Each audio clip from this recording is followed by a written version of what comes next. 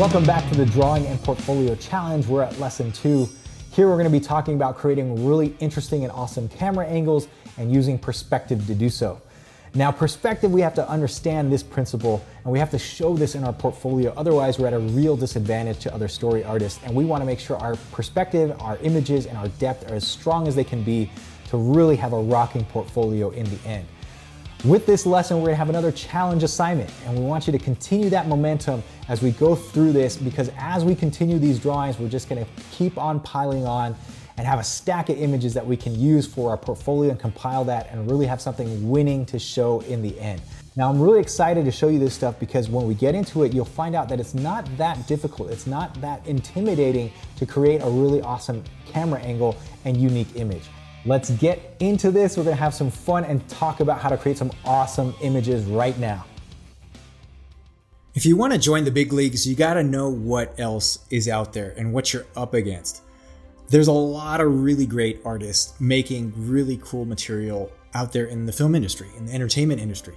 And they can show off what they're doing. They're worried more now about the storytelling than the actual producing of the images, which is where you want to be, essentially. You want to get to the point where producing an image is secondary to the actual storytelling that you're trying to complete for the project that you're working on.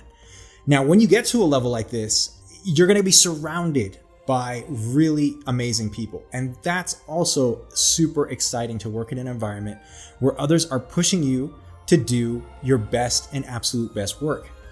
Now, in order to get there, one of the paths of doing that is by having a really strong portfolio. And doing the work requires you to put in the hours and put in the time to create your drawings. So one thing that I always recommend is having a drawing routine and a drawing regimen. I call this kind of like the art dojo. You have to wake up and practice. You have to do your studies and make your artwork in a very methodical way, in a disciplined way, so that you can repeat over and over again what you're doing and improve on it. Let me show you a little bit of what I do. I'm going to bring up this Autodesk Sketchbook program again, and this is something that's really simple to use. It's free to download. You can see that on our lessons page. And I love this program because it's just simple. And then the next thing I do, I go to another resource that I really love, which is called bodiesinmotion.photo. This is from an incredible artist, Scott Eaton, and he's created this website with a lot of reference from really, really cool models. And they're photo reference. So if you don't have time to go out and do figure drawing, if you don't have the right pose you're looking for something that's action-based, well, you can go to a website like this and browse and actually do something. It has a quick draw feature in there, so you can actually simulate a figure drawing session. You can even adjust the length of the pose, and you can actually pause it and do anatomical studies if you need to, and even motion reference as far as like animations go. So this is a really amazing reference for a storyboard artist, because not only do you understand what the body is doing, but you can see things in motion that you probably wouldn't get otherwise unless you took your own photo reference. So Scott and his website has done that work for us. Most of the time what I do is I'll bring up that quick drawing feature and I'll use this as a figure drawing session. So I like to draw in my traditional sketchbook, but I wanted to do a demo here using a digital method. So I'm drawing on my Cintiq. Now you can see in the lower left-hand corner, this is the actual pose. And you can set the time limit here, but I think I have 2 minutes. And this is sped up a little bit, so you're gonna see me draw faster than I normally do.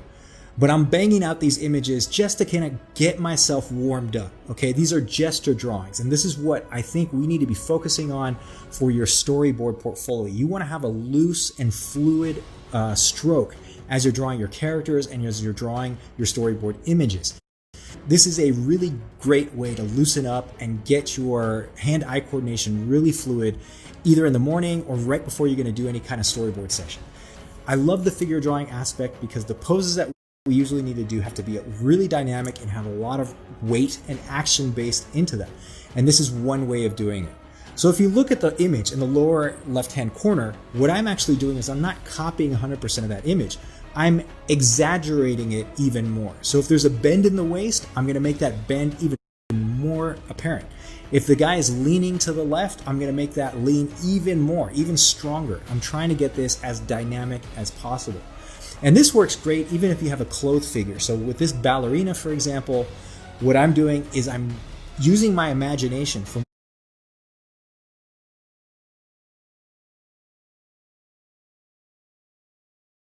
when I know to be a pose, and I'm drawing in the legs first, and then on top of that, I'll do any clothing. Even if I can't see it, I want to use this as an exercise from my imagination to bring back my anatomy skills so I know at least where the feet are planted, and that way I can draw the rest of the figure.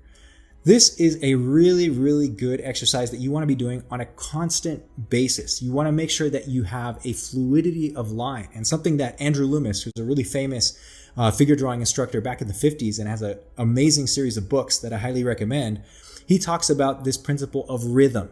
Rhythm in the appendages, rhythm in the body. And that's kind of the line of action that we've been taught as animators. And all of this is really important. In this particular pose, we have two characters. You want to block the pose in as a composition for both of them. So you'll notice I'm simplifying this as much as possible and not worrying about the details. I want to get the story across first. I want to get the action down right. And then I'll worry about the face and the hands and any other little details that might help sell the story. But I don't want to do that first. I want to make sure I get the major blocks out of the way, that there's really cool silhouette. And then once I know that is right, I can easily go back later and throw on another layer in a digital program like this, or just take more time and clean up my rough pass. But if I get that initial dynamic pose with the weight, and I'm really having a nice fluid line, and I'm feeling confident with the way that I'm drawing, that's what I'm going for. There's another concept that is really important, that is this concept of direct drawing. So if you look at my strokes, the way I'm laying things down, it's a very solid and calculated line that I've built up over the years through hand-eye coordination, right? So I can almost do this really almost blindly. I can do this without having to look at my screen and just look at the reference and draw something. Now the lines are not copying every single lump and bump.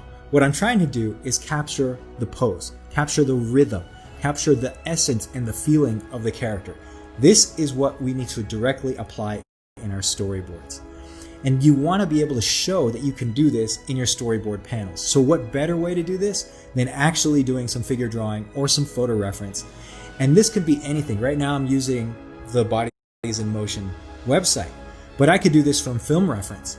I can do this from animation reference even, and copying other people's work that have resolved those graphic problems. There's no shame in doing that. You're trying to learn what other people have done to solve the story problems. So that's one way of learning. There is a method that I use when I go about doing these kinds of figure drawings, which is I follow a structure when it comes to doing the gestures. I want to do them as fast as I can, but also telling the story. And I usually go in this order. It's usually the head, then I go to the body, and then I go down to the weight. Now let me explain that a little bit. You can probably understand what the head and the body is. But the weight part is where the character is planted, or where the weight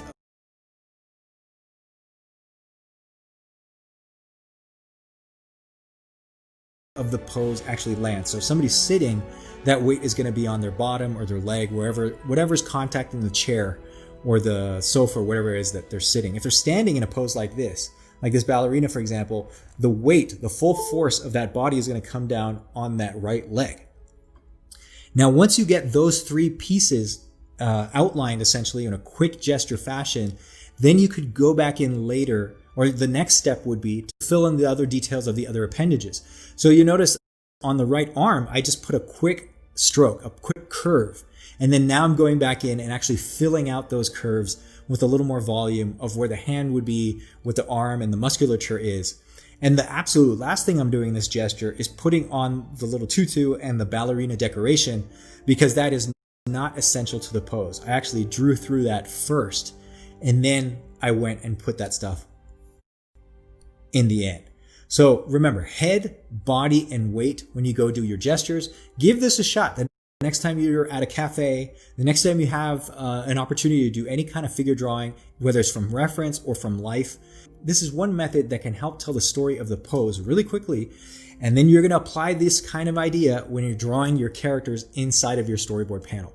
So I highly recommend this stuff. And you want to do this as much as humanly possible. I really mean that. That might seem like an exaggeration, but I'm saying that you want to be drawing as much as you possibly can. Every waking hour of your life, you should be drawing something. And I highly recommend you have your art dojo routine This is a routine that you do on a daily basis where you bust out your sketchbook or you open up your digital tools and you're drawing in a concentrated way. And this can be as little as 20 minutes a day. That's all you need. All you want to do is just focus your brain and actually draw something and get yourself warmed up. This will make you creative. This will make your hand-eye coordination better over time. And that will give you the confidence of line and the confidence in your storyboard panels that you're going to need later on to actually create a story. Because I said it before, and if you've heard me talk about any of these things, you know that it's really not a focus of drawing. It's not about the illustration. It's about the communication of ideas, and that communication is what's really important. You want to get those ideas across first, and then everything else is secondary, including the drawing. So it doesn't matter the stroke or anything like that, but you're using this tool of a visual communication of drawing with your hand-eye coordination in order to create a very simplified storyboard panel that we're going to get into in a minute. But this is the foundation. The foundation is drawing, gesture drawing, anatomy, and classical drawing skills. And this stuff you have to learn over time. It takes a while, but that's what, to me, can be a really fun process if you get into it. So starting from now, get your art dojo and your art routine in place and start drawing on a regular basis every single day. Now this leads us to the topic of this lesson, which is creating unique camera angles for your portfolio. We're going to need those drawing skills for what we're doing today with camera angles. Now I can't tell you how many portfolios I've seen where the camera angles and the shot choices are just so bland. There's nothing really engaging for me to look at. Everything is a medium shot. Everything is looking straight on. There's no real creativity when it comes to actually putting the camera in a new place. That's what we're going to avoid in this lesson. I'm going to show you what you need to do to actually get yourself inspired and put the camera in some unique angles. Then we're going to go through an exercise and talk about how to actually demo this out. And I'm going to show you one method that I do it so you're going to get some visual interest in the shot that you pick. Let's remember these key principles. You always want to have shot variety and show this in your portfolio and show that you can do different unique camera angles from a high angle shot to a low angle shot, doing different lenses like we talked about in the last lesson. But all of that is showing a variety of camera angles, and that shot variety is really, really good. By doing that, you're obviously going to show off your perspective skills, and I'm going to show you a couple tricks about that today. This will lead you to depth because perspective will give you depth in your camera angles and your shot. And then of course we need to have interesting shapes in the composition. The abstract shapes of the composition need to be cool and fun to look at. You want to have a variety of shapes and nothing repeated. That's the stuff that we're going to talk about today. Going back into Autodesk Sketchbook, you remember that perspective grid tool that I showed you in the last lesson? I want to bring that up again. And there's one more thing that I didn't show you in the last lesson about perspective that tool offers, which is really, really cool. So remember, when you're using this tool and you move it around, it will lock into your vanishing points that you select and create the horizon line. If you click on the kind of circular icon, that will bring up the 5-point perspective tool. What that means is you have a horizon line. You have two vanishing points, a left one and a right one. You have one in the dead center, and you also have one above you and one below you. What this does, it creates this warping effect that you often see on fisheye camera lenses. As I'm laying down strokes, it's automatically going to these vanishing points that are set up on this guide. Now what I can do is use the grid lines that I've drawn using the guide, and I can put in things like architectural stuff or figures. And I'm going to bend the figures just like those grid lines are, and bend those to the vanishing points that are set up. So I think a better way to explain this is if I actually take a fisheye lens type photo, and I'm gonna bring this into Sketchbook Pro. Over that, let's plot the vanishing points like I did before. Now it's not gonna be exact because it depends on the lens distortion and all that stuff, but it's gonna give you a real general idea of where the vanishing points are in a particular reference photo like this. Why am I doing this? Why does this actually help? For one, it's learning how to draw things that are based on life and reality. So we're using things that are based on a real fisheye camera lens or a really, really wide angle camera lens. And then we're plotting the vanishing point so that when I have to draw this from my imagination, I can do this a lot easier. I'll have a frame of reference. I'll know at least where the vanishing points were before. You kind of build up your visual memory so that you can do this in an easier way, and you can do it faster. Sometimes you can do this without even having the guide.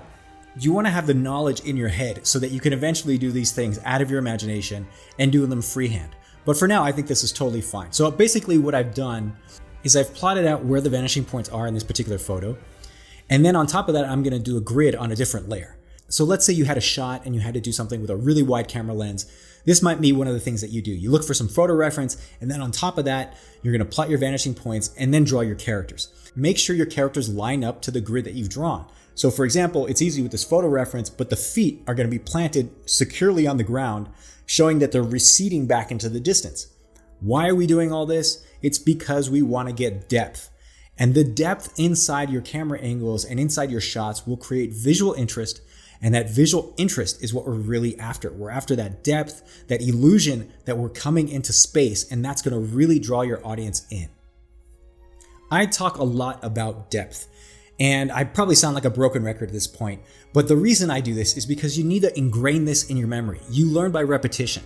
So it might not hurt that you hear this one more time. So it's that illusion of space with the angle that you choose. Remember, you always want to have some kind of foreground, middle ground, and background element. Even if these things are completely out of focus, that's fine. But at least you're thinking about doing that. Even if you remove the foreground element altogether from your composition, that's okay.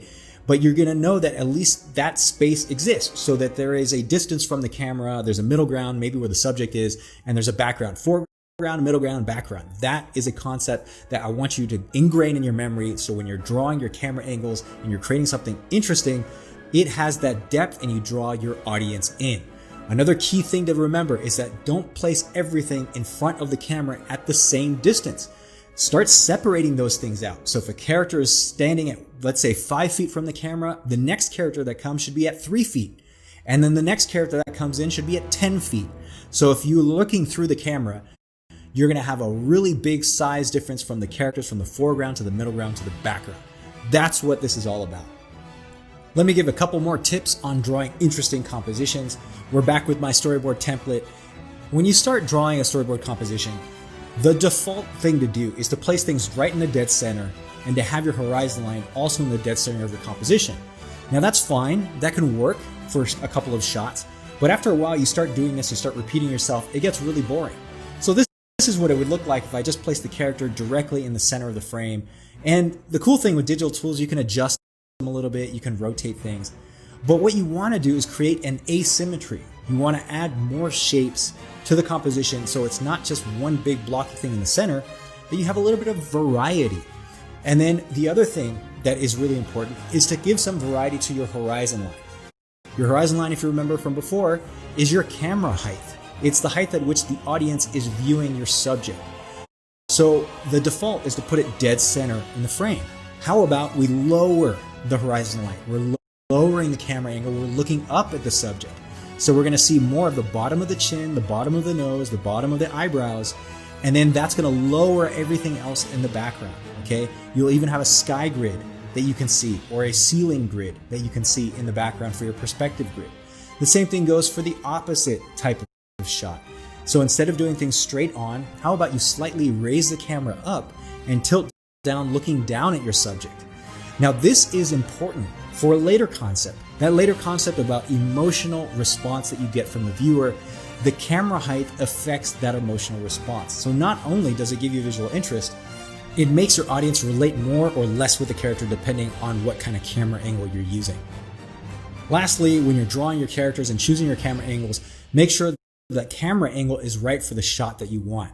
If you had 2 characters for this shot, what I have to do is I have to bend the one in the background so he actually fits in the composition. So if I'm going to do a 2 shot, you might want to choose a different camera angle. This one highlights the character in the foreground better than the one in the background. So let's remember a few basic rules when we're doing our compositions.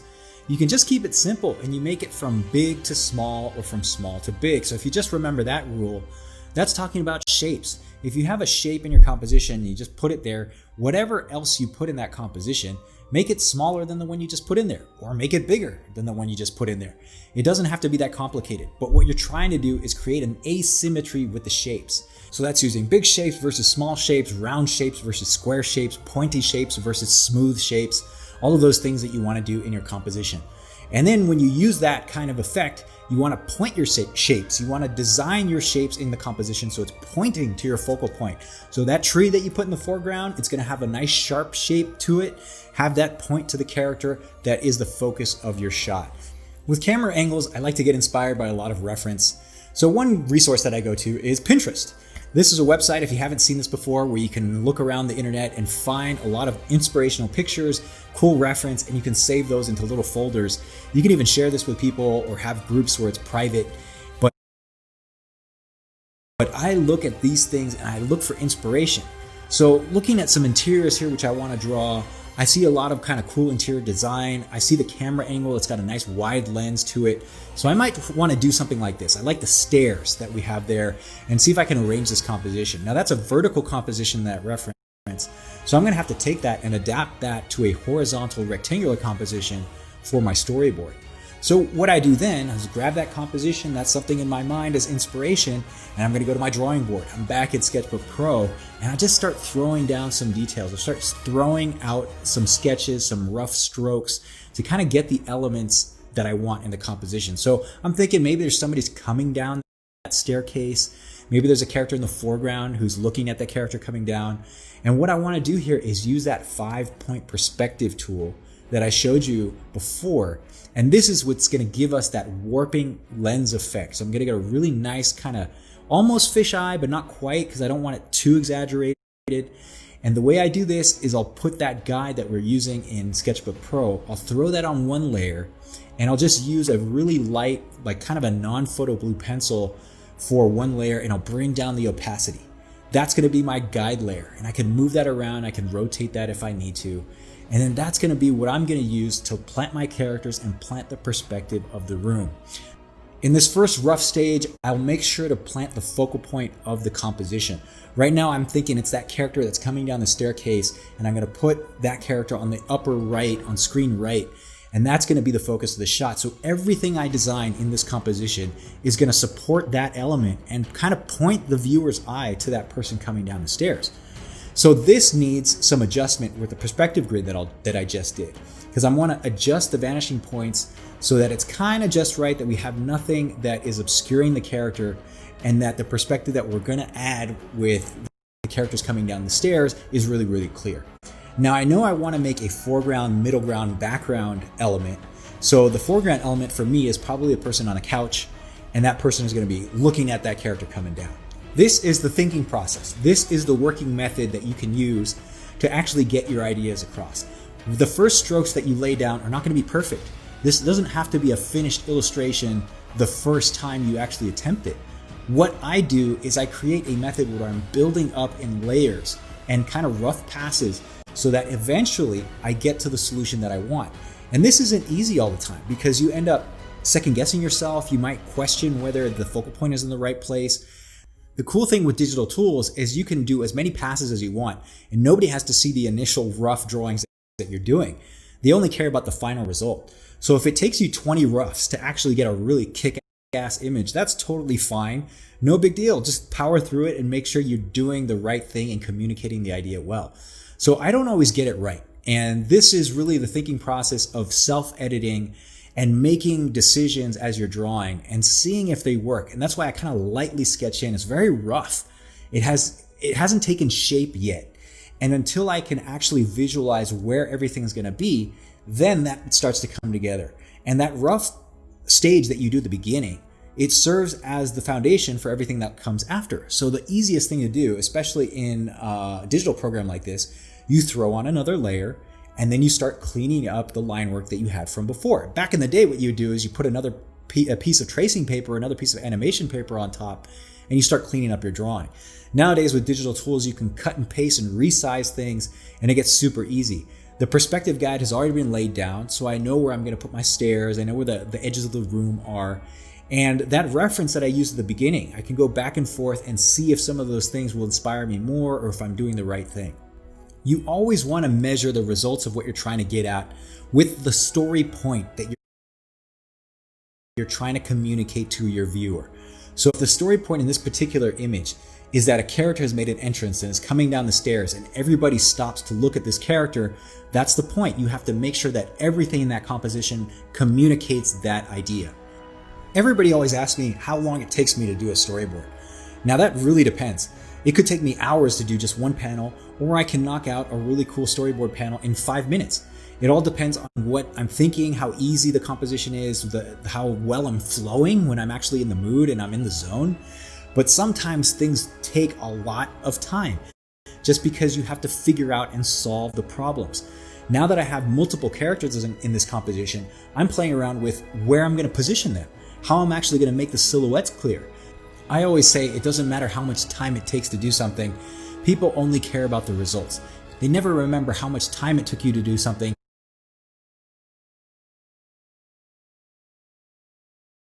They'll always remember how well you did it.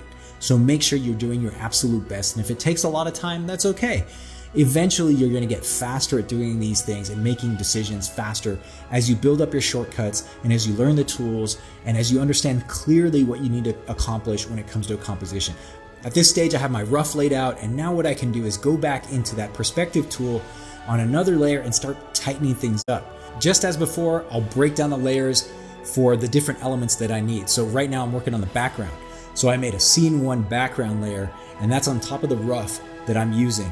The reason I separate these elements on different layers is so that I can individually manipulate them if I need to. It's really painful when you get a client who asks for a change and you have to go in and draw everything again. If you have everything on layers and the client asks for a specific change, let's say on the staircase or on a character that's in the foreground, well, you just attack that layer, you make that adjustments, and you're done in 5 minutes instead of having to redraw the whole storyboard panel. As I get closer to tightening up the storyboard image, the decisions that I'm making here are more compositional to make sure there's no tangents, everything has really good silhouette, everything is in the clear, the focal point is still the same focal point that I decided on right when I started this image. All of those things are going to come together. And the thinking process, the kind of hard part that I was talking about before, all of that is done. I've actually worked out that composition with the sketches, with the rough strokes. Then what I can do is just go in to a final layer and start tightening things up. So the line quality, you'll notice, is a little more confident, that I already know what to do. I know where to put the characters. I know where to put the lines. And yeah, I still might go in, erase, and then clean it up afterwards. But what I'm actually doing here is just tightening up the decisions that I've already done. This is what I mean when I say that it doesn't matter how long you take to do the image. You can do as many roughs as you need. It's really the result that we're after. So how many times do you really get to see somebody work through a drawing and you see their whole process? You only see the finished product. You might see an awesome painting. You say, wow, this is amazing. That guy is amazing. I can't believe how they did that. But you never know what they did to actually accomplish this. What I'm after is really a method that I can get to the result really fast. And that's why I use these perspective guides. That's why I use like photo reference. I'll even use a physical reference. I'll get up and actually pose things out. That's what I'm talking about, is whatever it takes to get the result, that's what I'm after. You'll notice my perspective layer is still visible. It's really faint, but you can see the warp lines that I have and that I've laid down. Now, does the warping really show up in the final image? It's actually quite subtle. So when I see an interesting camera angle, what we're going after is something that works, that sells a story point, but it doesn't have to be this crazy warp, dynamic, super exaggerated wide angle lens. That's not the idea. We're not here about like show factor and wow factor. What we want to do is get the story right, get that to communicate well with the audience. That's what's the most important thing.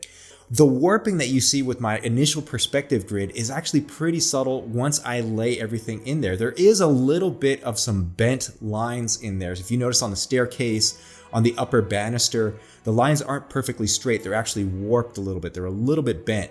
But everything that's, for example, the character that's in the foreground, everything there is actually quite normal. I'm not actually distorting it in a weird, crazy way. Now you can do that if you want to that effect. But this one, just to create a what I call normal, interesting image, is just to create a solid composition that shows off your perspective. It shows off that you can compose a bunch of elements together and make that a really cool camera angle. For the cleanup line that I'm doing kind of near the finished pass here, I'll turn back on that perspective grid that I had in the beginning, that guide that I'm using for Sketchbook. And that's going to help me kind of define the lines in a really tight way. Now, you don't always have to do this. You can still do this freehand. I used to actually take a ruler and put it on top of my Wacom Cintiq and actually rule it out, almost like it was an old school drafting table. Now that still works. I sometimes do that in a quick pinch and get something out really fast. I need a really straight line. But these guides, these perspective guides, are a handy tool and I'll use them pretty often. It kind of feels good when all the lines start coming together, you start seeing the composition, it looks a little bit cleaner, you start erasing some of the previous layers that were roughed out, and then I can start focusing on little details, little accent points like decorations in the background, maybe some wall paintings that have some kind of image there. Those are all kind of fun little things that I can put in to enhance the image, but I don't want to take away from the focal point. That's always clear in my mind. Now, I will admit, I sometimes get to this point after having battled through an image, really tried to make it really good, and then I look at it, I take a second look at it, and I say, well, oh man, I just don't think this camera angle is right for this particular story moment. And then I'll throw it out. And I've gone through this whole process. That's why I want to make sure that I'm doing the right thing at the beginning in my roughs. And so you kind of have to learn by trial and error sometimes to create an image.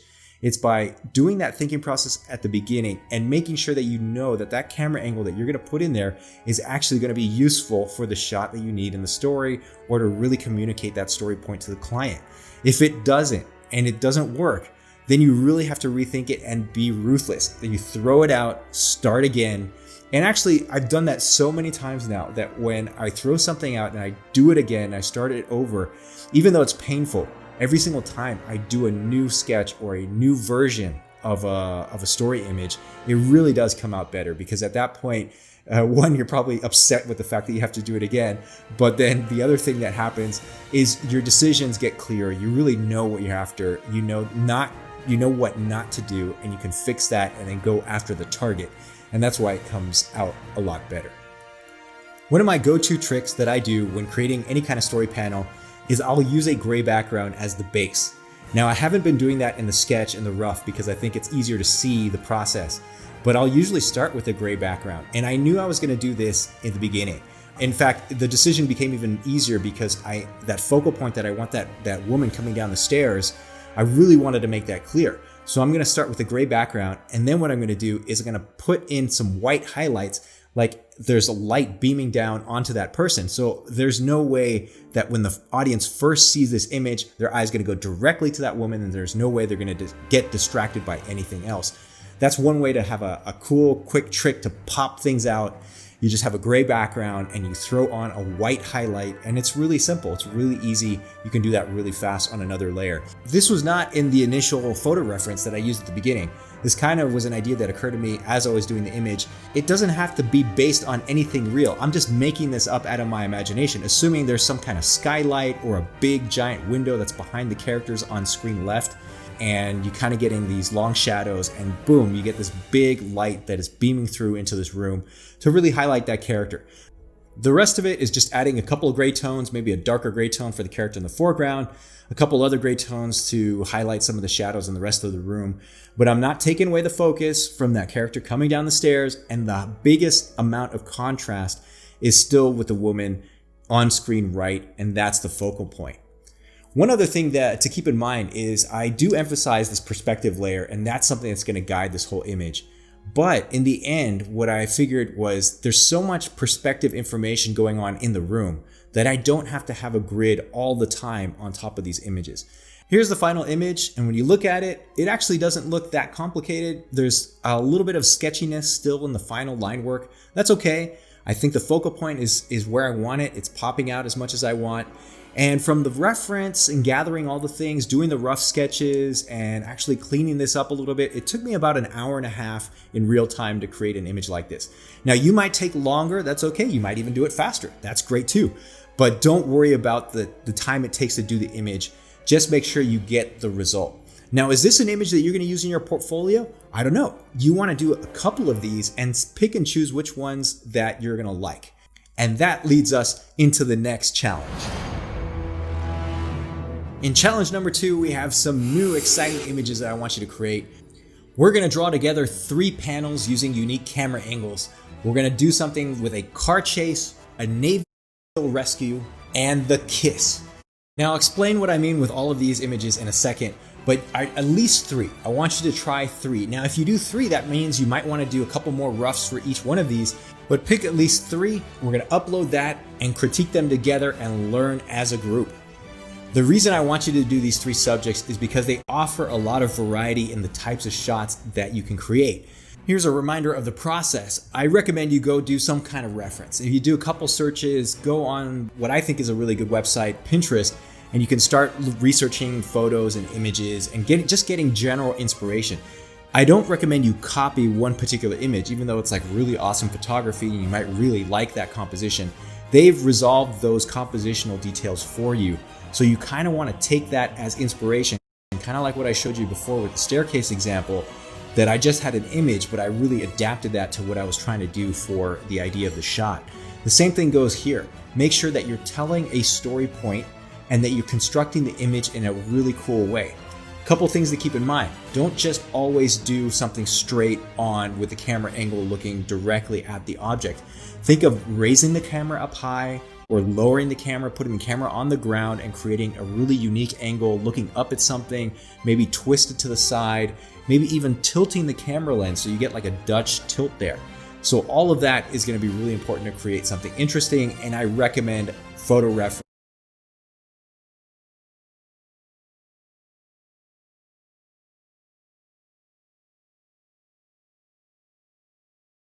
and just doing a couple searches, even looking at film references to create something cool.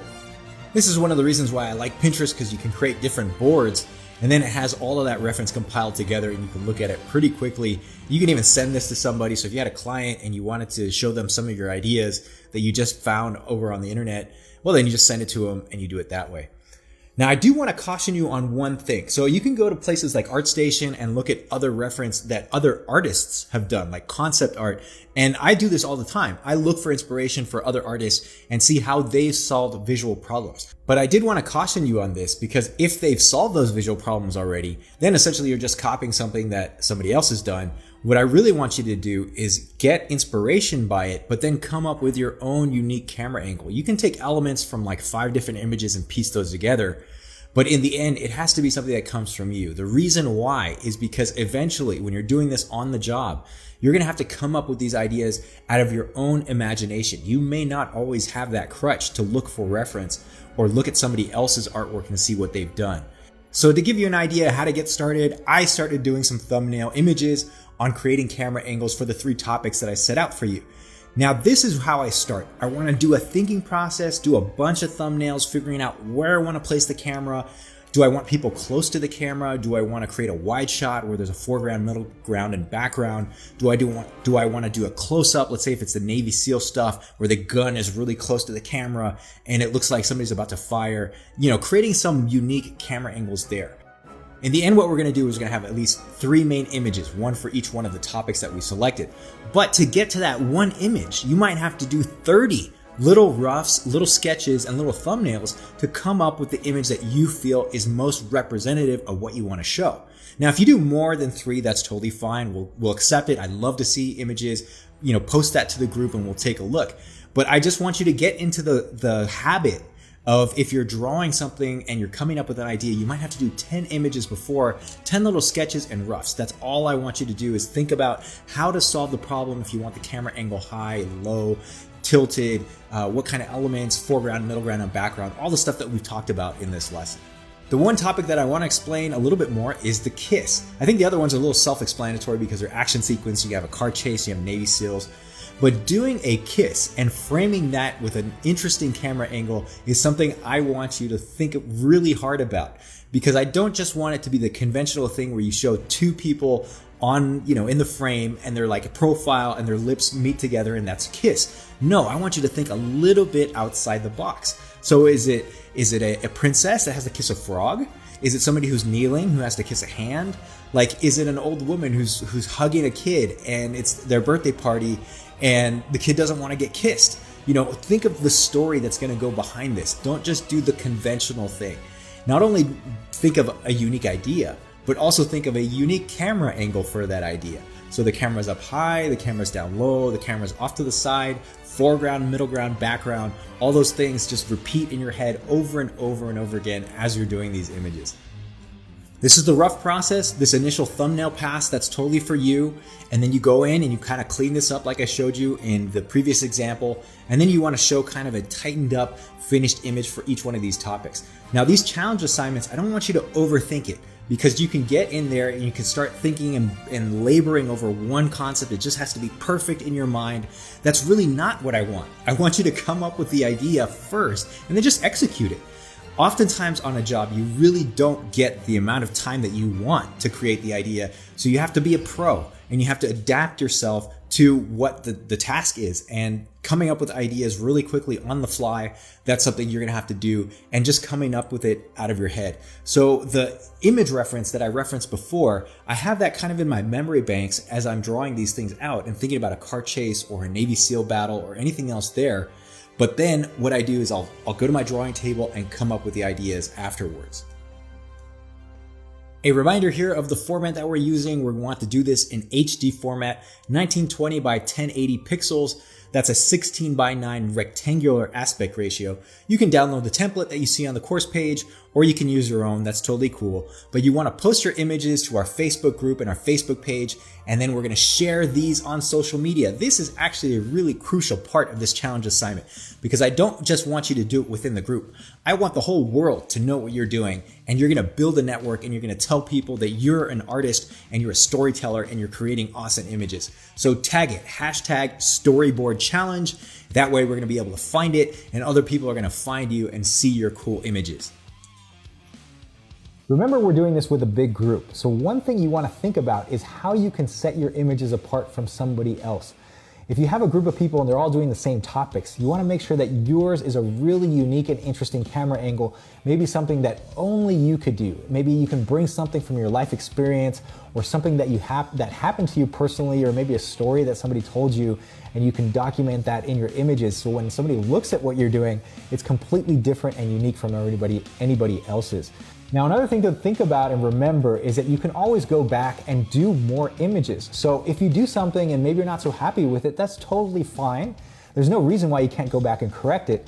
So think about that. It's all a process. It's all a matter of growing and really enjoying what you're doing. And even if the portfolio that you do today, you might end up changing it later, that's totally cool. At least you have something now and you can rely on that to grow. And chances are you're actually going to come up with something that might even surprise you when you actually create it. Until then, keep working hard, and I'll see you in the next lesson.